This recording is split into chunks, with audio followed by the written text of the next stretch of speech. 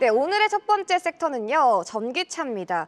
트럼프 취임식에서 정말 많은 행정 명령들이 쏟아져 나온 가운데 그중에서도 사실 타격을 받는 쪽에 대해서 보유자분들께서 고민이 굉장히 또 많이 되실 것 같거든요. 먼저 2차 전지 쪽, 트럼프 입에서 전기차 비중 50% 만들겠다고 한 거 철회해라.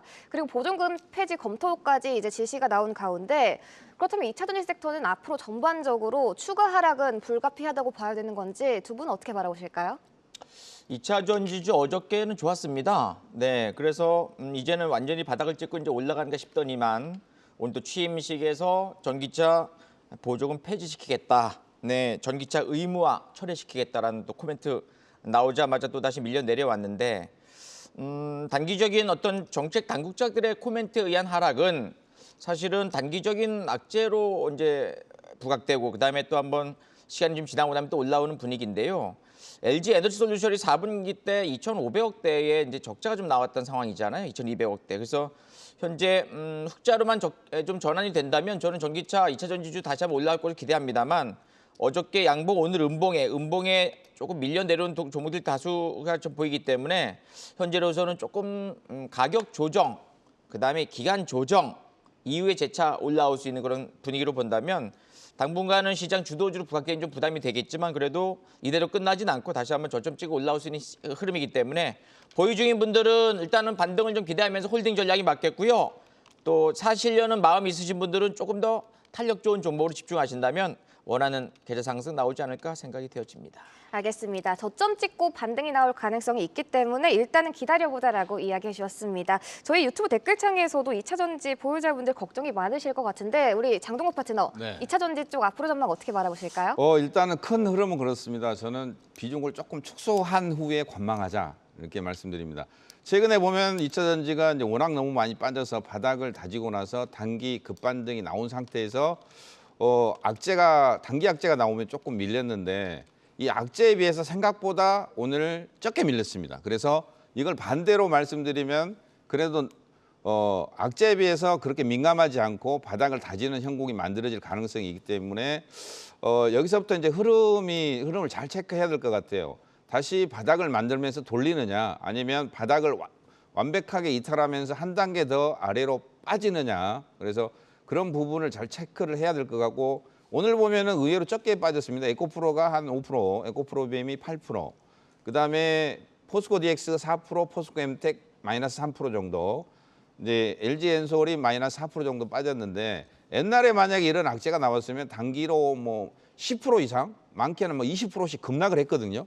근데 거기에 비하면은 조금 그래도 상대적으로 덜 빠지는 거 보니까 그만큼 예상의 큰 악재가 아니다. 그래서 지금은 우리나라 2차 전지는 단기 악재인 거는 분명하지만 제가 볼 때는 중국을 만약에 세게 관세를 때리면 그때부터 오히려 2차 전지, 우리나라 2차 전지는 단기적인 혜택이 조금 올 수가 있어요. 그다음에 2차 전지 쪽이 미국에 가지고 있는 공장도 지금 건설해서 하고 있는 공장도 꽤 있기 때문에 그런 게 활성화가 된다면 오히려 관세 문제를 조금 해결해 나가지 않을까. 그래서 그리고 2차 전지 쪽 뭐 테슬라 쪽에서 가장 후원을 많이 해서 이번에 대통령이 당선됐잖아요. 그러면 테슬라 쪽 완전 자율주행도 물론 있지만 테슬라가 어느 정도 가장 수혜를 현재까지는 보기 때문에 조금 길게 본다면 단기 악재지만 우리나라 쪽도 어느 정도 바닥을 다지고 반등이 나오지 않을까 싶고요. 최근에 보면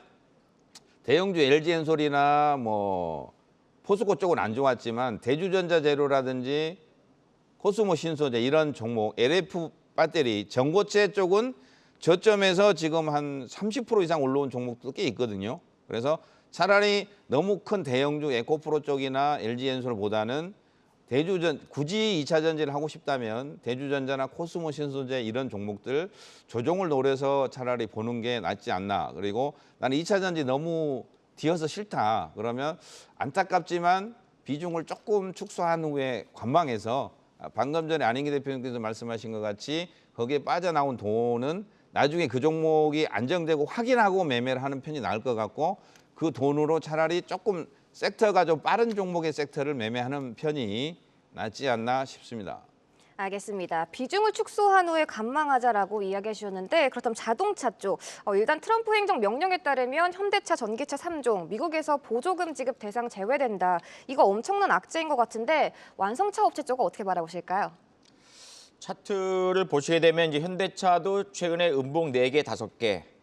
그죠? 네. 기아도 지금 계속 이렇게 약세 흐름을 보이고 있잖아요. 그래서 지금 잘 올라가다가 고점에서 밀려 내려오는데 수급 보시게 되면은 이제 외국인들의 매도가 좀 출회되는 과정이죠. 빨간색 선이 이제 외국인들인데 비중 좀 줄이고 있는 상황이고 기아의 차트죠. 그다음에 현대차 차트도 이렇게 지금 22만 7천원까지 갔다가 음봉 나오면서 내려오는 흐름에서 21선 이탈되는 모습 또 개인들만 순매수 가담되고 있어가지고 현재 분위기로 봐서는 자동차도 현재 상승의 모멘텀이 좀 크지 않은 구간이기 때문에 저는 21선 다시 한번 올라올 것으로 보여집니다만 당분간에 좀 침체를 보이다가 다시 한번 회복력 보일 수 있는 낙폭 과대에 따른 기술적 반등이 21선까지는 나오길 좀 기대해보는 전략 제시해 드리도록 하겠습니다.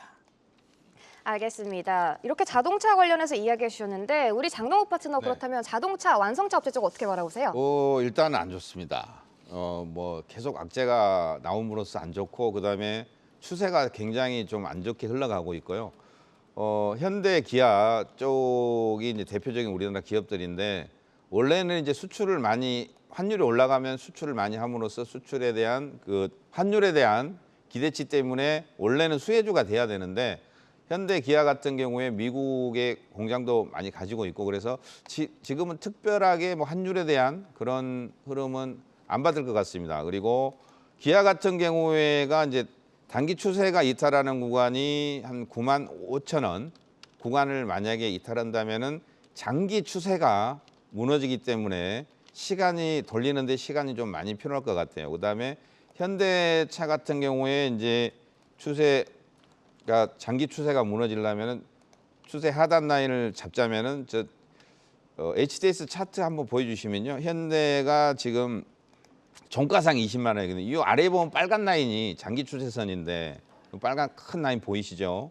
이 라인을 이탈하면은 시간이 굉장히 오래 걸립니다. 그래서 지금 종가상 20만 원인데 만약에 종가상 20만 원을 깨면 일단은 보유하신 분들은 비중을 좀 줄이시는 게 맞지 않나.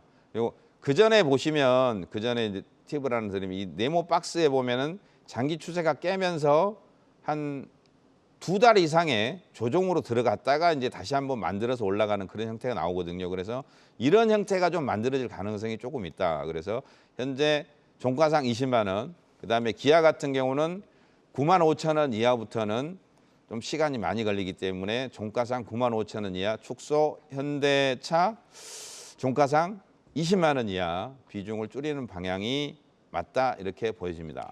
좋습니다. 이렇게 첫 번째 섹터 2차 전지와 전기차 관련해서 이야기 나눠봤고요.